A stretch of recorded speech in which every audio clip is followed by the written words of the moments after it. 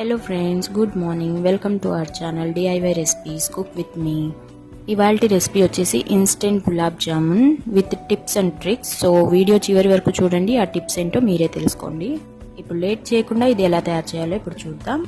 ముందుగా నేను 2 packets instant gulab jamun mix తీసుకున్నాను. అది 160 గ్రామ్స్. ఈచ్ ప్యాకెట్ వచ్చేసి ఇప్పుడు నేను ఆ 2 ప్యాకెట్స్ అన్ని ఒక ప్లేట్లోకి తీసుకున్నాను.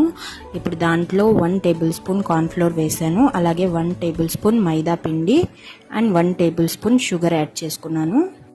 ఇప్పుడు ఈ పిండిలో ఒక చిన్న గ్లాస్ పాలు కొద్దిగా పోసుకుంటూ ఒక ముద్దలా కలుపుకోవాలి.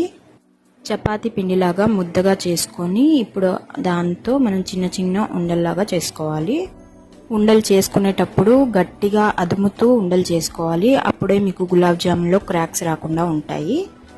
మ్యాక్సిమం చాలా వరకు క్రాక్స్ని మనం ఈ టిప్ యూస్ చేయడం వల్ల కవర్ చేయొచ్చు.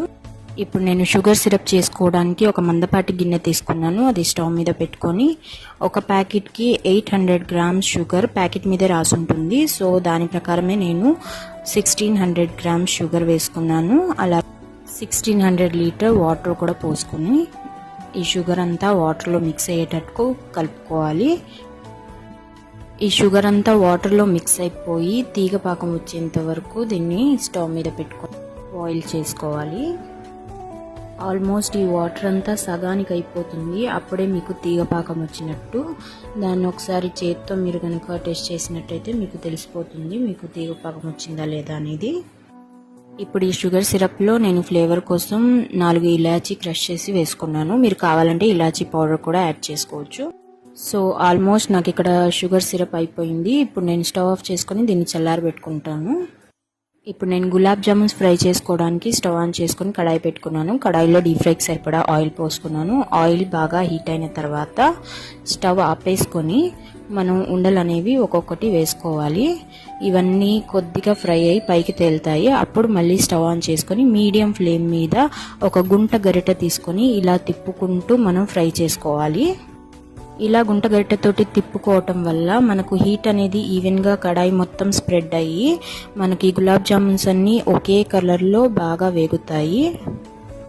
చూసారా, ఇక్కడ మన గులాబ్ జామున్స్ అన్నీ గోల్డెన్ బ్రౌన్ కలర్లో ఎంత బాగా ఫ్రై అయ్యాయో. ఇప్పుడు వీటినన్నిటిని ఒక చిల్లుల గరిటెతోటి తీసుకొని ఒక ప్లేట్లోకి తీసి పక్కన పెట్టుకోవాలి.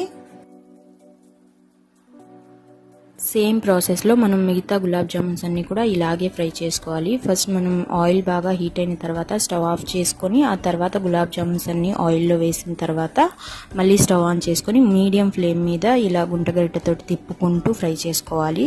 అప్పుడే మీకు ఈవెన్గా కుక్ అవుతాయి. నేను చెప్పే టిప్స్ యూస్ చేయడం వల్ల మీకు గులాబ్ జామున్స్ అనేవి సాఫ్ట్గా చాలా ఈజీగా క్రాక్స్ లేకుండా, అలాగే మనం పాకంలో వేసిన తర్వాత కొన్ని చెదురైపోతాయి. అలా కూడా కాకుండా మీకు నీట్గా మీకు షేప్ అనేది అలాగే ఉంటుంది.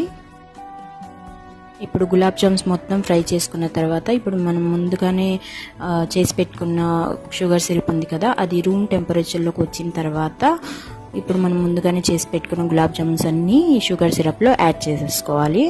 గులాబ్ జామున్స్ వేసుకున్న తర్వాత ఇలా ఒకసారి కలుపుకొని దీన్ని ఒక 2 అవర్స్ నాననివ్వాలి. అప్పుడే గులాబ్ జామున్లో షుగర్ సిరప్ అంతా పీల్ చేసుకొని మీకు తినేటప్పుడు సాఫ్ట్గా అలాగే ఫ్లఫీగా చాలా బాగుంటాయి.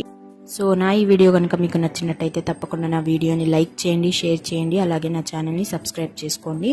అలాగే పక్కనున్న బెల్ ఐకాన్ కూడా ప్రెస్ చేయండి.